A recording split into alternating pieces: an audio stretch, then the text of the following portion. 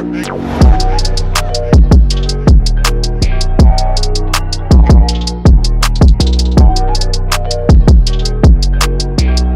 up YouTube? It's Nick from Rise of Sports, and I'm back with another video recapping week 13 of the NFL season.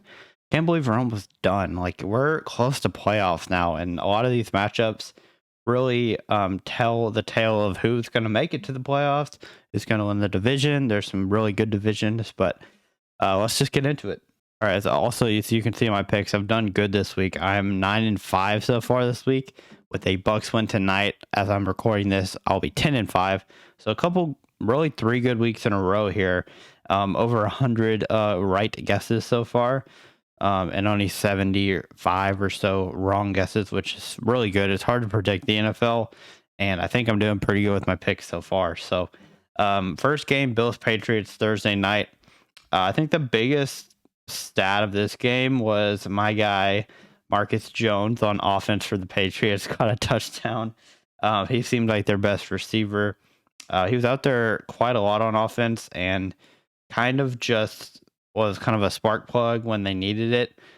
He scored the only touchdown of the game for the Patriots. Other than that, let me go back here so you can see that 2 for 51. Other than that, Kobe Myers caught 3 passes. Stevenson caught 6, but I mean, other than that, it was all Josh Allen, and Diggs played really well. The running backs did decent on the ground. James Cook is looking like he should be the starter going forward, but him and Devin Singletary together make a really good combo, I think. And I think it's the run game that the Bills really need.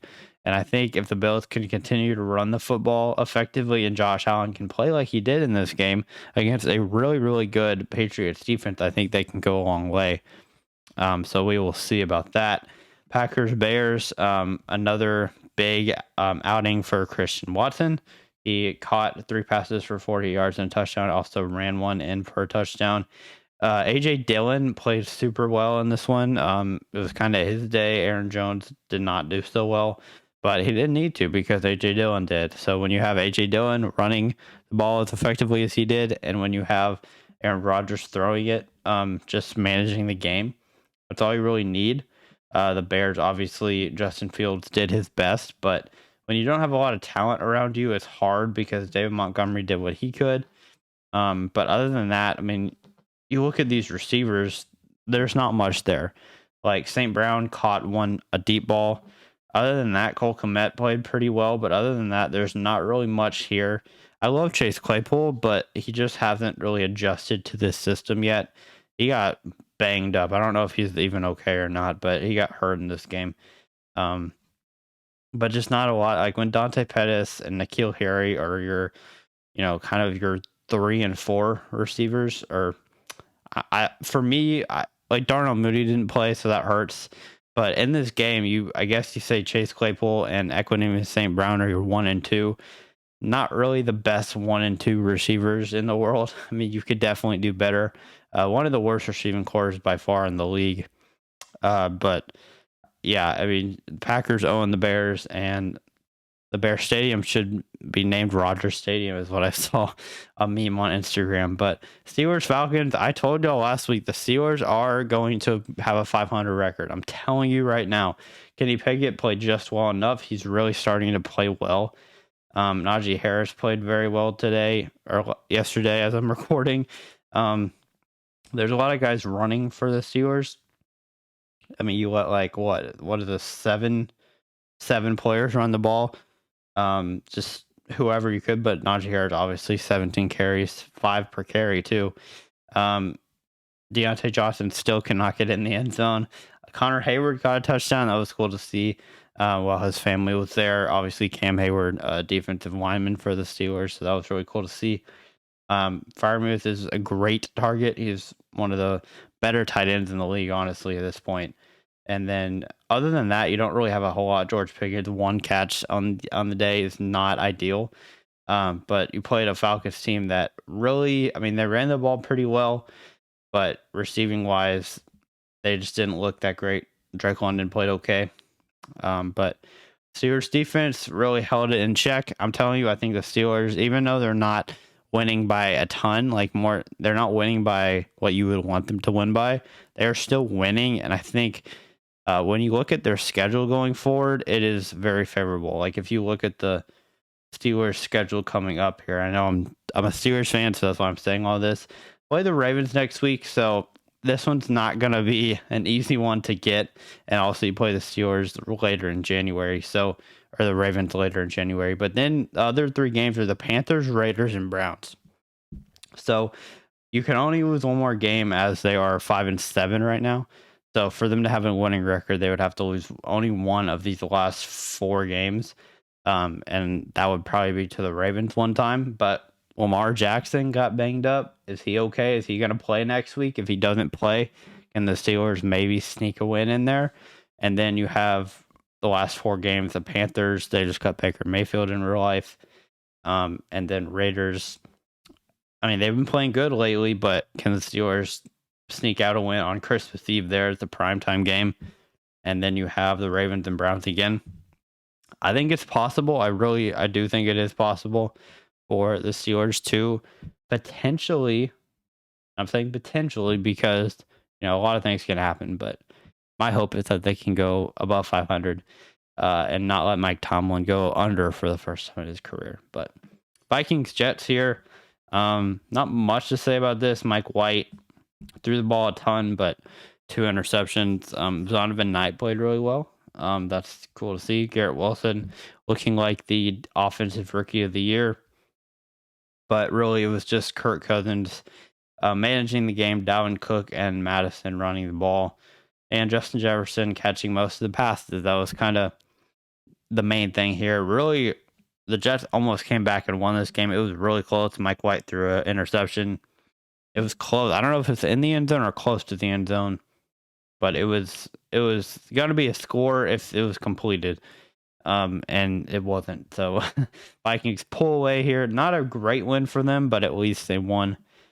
Jets obviously a good record, but Jags Lions. I was way off on this pick. I thought the Lions were going to really stink in this one. Or not stink, but I guess I thought the Jags were going to play better.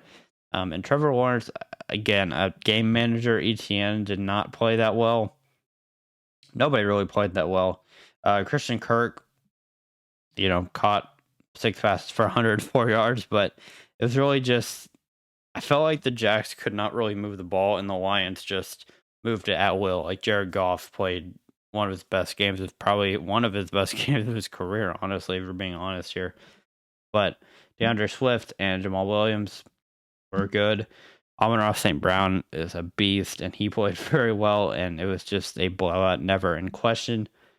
Titans, the Eagles, again, another one never in question. I'm not even going to go into it. Jalen Hurts threw for like 380 yards and rushed for another 50 or something and a touchdown. So just Eagles are looking legit. A.J. Brown is legit. Devontae Smith, they're all legit. I think the Eagles have kind of cemented themselves, and they are not going anywhere. Browns, Texans, Deshaun Watson has returned to Houston, playing for the Browns. He looked awful. He did not look good. He had a ball that he threw and like it slipped out of his hands. Like when that's happening, he's very rusty, but I think he'll bounce back. I think it'll take him a couple weeks, but luckily for the Browns, their defense went off. Their defense scored 3 of the 4 touchdowns, or maybe all of them. Did they score all of them? I think, yeah. So they scored all of them. So the Browns, all their touchdowns were defensive. Deshaun Watson, his stat line is not good at all. And Nick Chubb played pretty well. Kareem Hunt as well. But it was really just Kyle Allen's not the answer at quarterback. I'm sorry. Davis Mills probably isn't either. Dameon Pierce was okay. But really, other than that, you don't have much going on. And then the Commanders Giants, like a tie here. Very interesting game. Really well played game by both teams. I thought it was very competitive. Mad that Terry McLaurin did pretty well because I didn't start him in my fantasy league, so that's whatever. But then the Giants, they played okay. Saquon 3.5 per carry is not great, but receivers played okay. And everybody just kind of played okay, and it ended in tie. It went to overtime, and just all the time ran out. Nobody could score, and so I guess a good defensive game is what that means. This also was a bad offensive game. So Russell Wilson, I don't get it. I mean, 5 incompletions, cool. No running game whatsoever. That hurts because they know Russell Wilson's gonna have to throw a lot. I don't know what's going on with Russell Wilson at all. I just don't get it. Why can they not score points? Like when you look at this receiving core, yeah, it's not good. You have Jerry Jeudy and Cortland Sutton. That should be enough for you to score at least 20 points in a game. I'm sorry.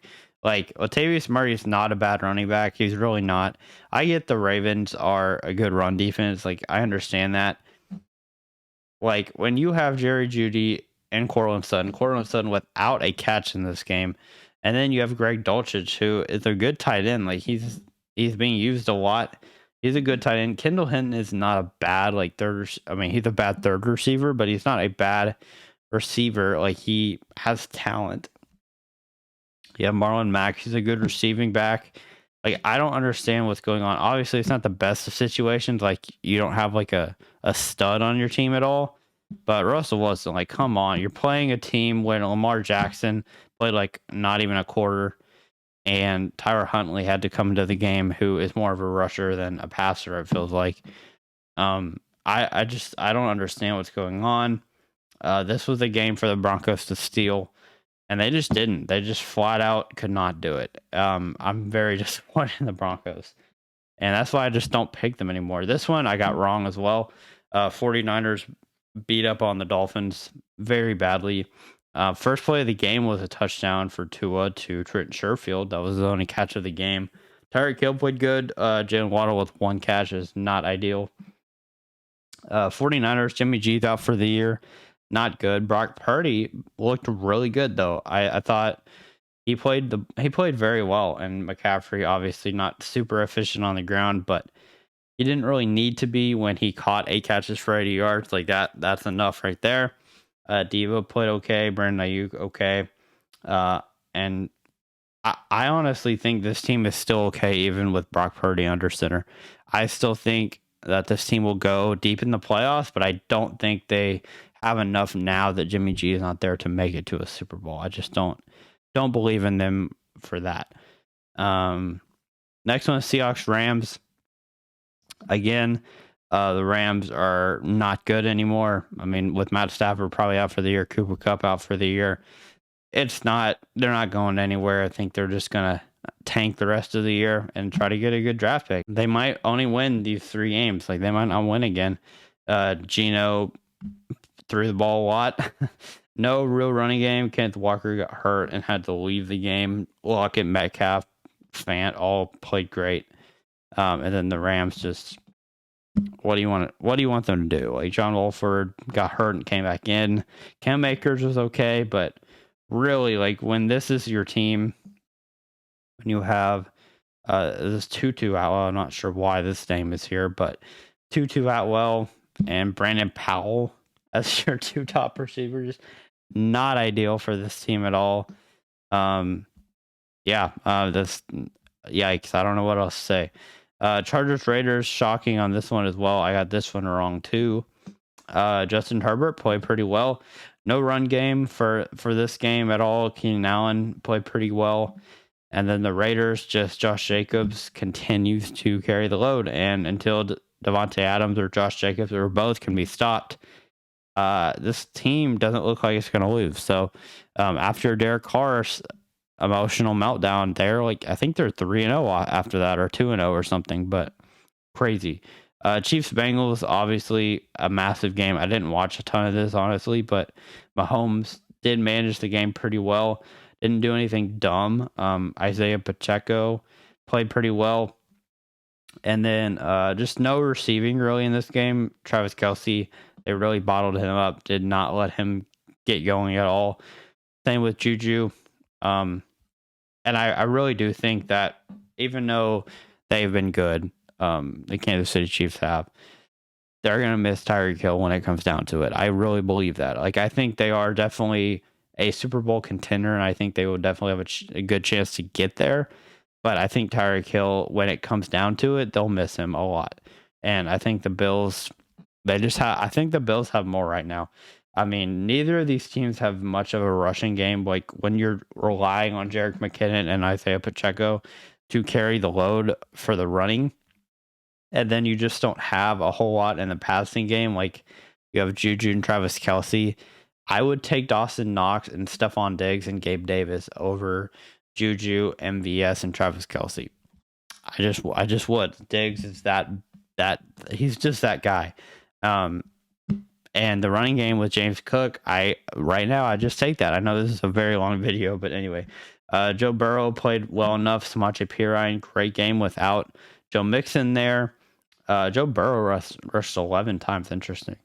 But Jamar Chase played very well till he caught a touchdown. And the Bengals just got away with this one. And the last one, not even going to talk about Cowboys Colts. Kind of what we thought. It was kind of interesting, though, because the Cowboys were only up by 2 at the beginning of the fourth quarter. They were up 21-19. They ended up scoring 33, I guess, more points in this game. Kind of wild. I'm going to be honest. I think, let's see if they have it. Yeah, 33 points in the fourth quarter for the Cowboys. Kind of ridiculous, but I said I wasn't going to really go into it. Dak didn't even throw for very many yards. They just kind of manhandled them. Got a couple of defensive, or at least one defensive touchdown in there. And yeah, not really too shocking for me. And then tonight, Saints Bucks. I have the Bucks. I think Chris Godwin is going to go off. Hopefully, I need 6 points for Chris Godwin to win me my league for this week. So hopefully he'll get 6 fantasy points. But anyway, but the Bucks, yeah, need I think the Bucks will win. They kind of need it, honestly. I mean, they're 5-6. They're playing a division rival. They need to keep winning to maintain control of this division. If they lose this game, they go to 5-7. Saints go to 5-8, and then it's like, okay, we got a game here in this division. But I think the Bucks will definitely take care of business tonight. That is my opinion. But if y'all have any comments or anything about this week, please let me know. The next video you'll see will be me predicting week 14, what will happen. Thank you guys so much for watching, and I'll see you on the next Rise Up Sports.